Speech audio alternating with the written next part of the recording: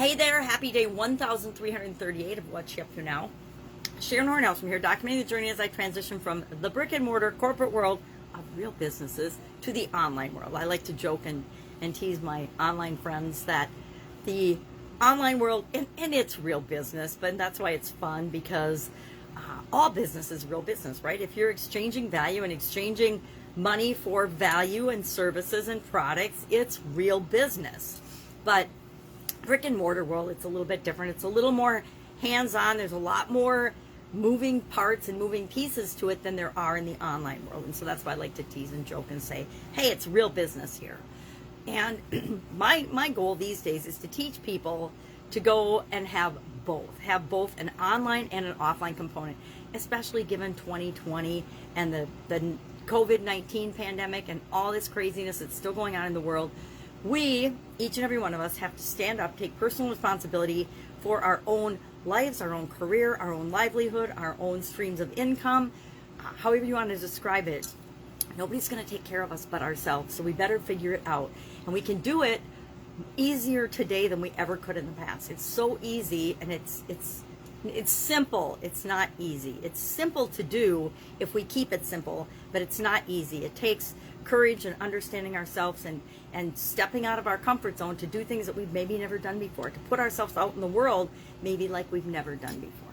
So today, Supersize Your Business, we're talking about knowledge is power. Now, knowledge can be power. Knowledge has the potential to be power, but is knowledge indeed power? I know a lot of really, really smart people that aren't particularly powerful, right?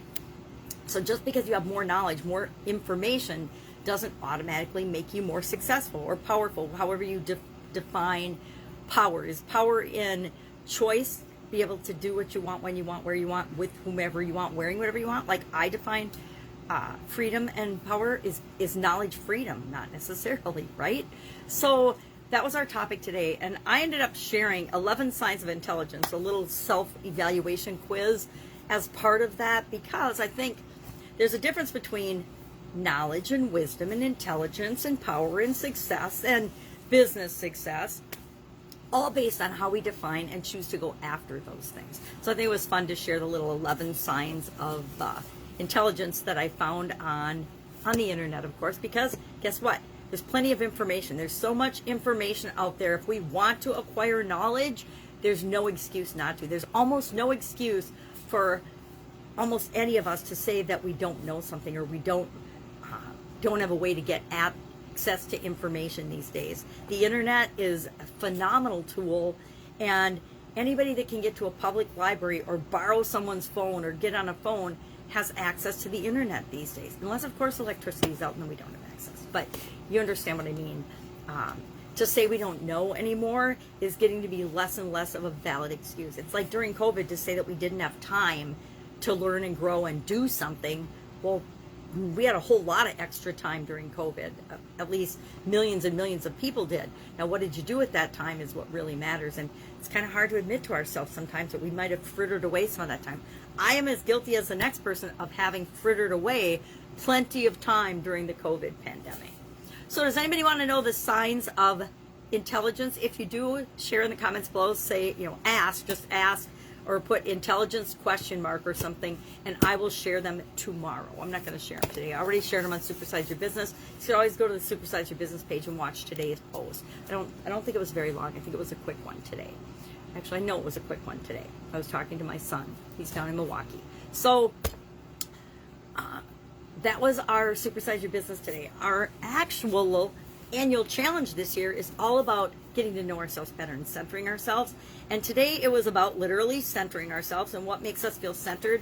I like this activity. It's a little graphic that has concentric circles, kind of like a target, that helps us to hone in on thinking about certain things. This one was activities that center me.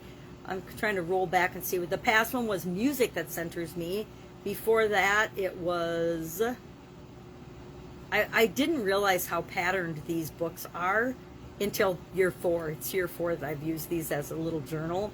And they have definitely a format and a flow and a pattern to them. And they use the same activities over and over again periodically. Whoop, here's one. Art that centers me. I think it probably says books or movies or whatever. You can think of whatever might center you. Literature that centers me, that would be books.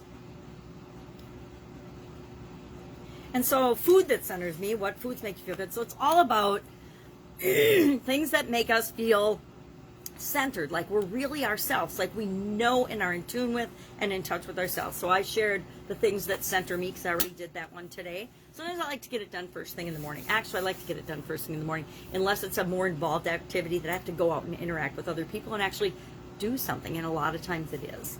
So that's our annual challenge. We've got our annual challenge. We've got Supersize Your Business every day, where I interact with my Supersize Your business owners. And Get Up and Go Challenge is just 2 days away. Well, really, 29, 30, 1st. So October 1st, we are starting the next free 30-day Get Up and Go Challenge.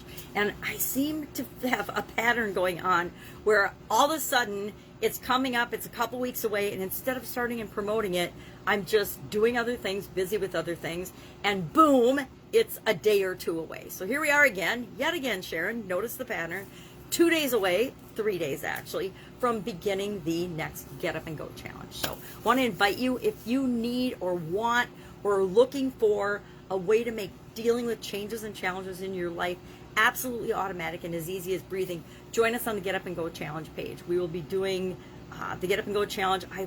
I usually do it at 11 a.m. live, but this October I am going to do it first thing in the morning live, and then just have the recording available for people because 11 a.m. doesn't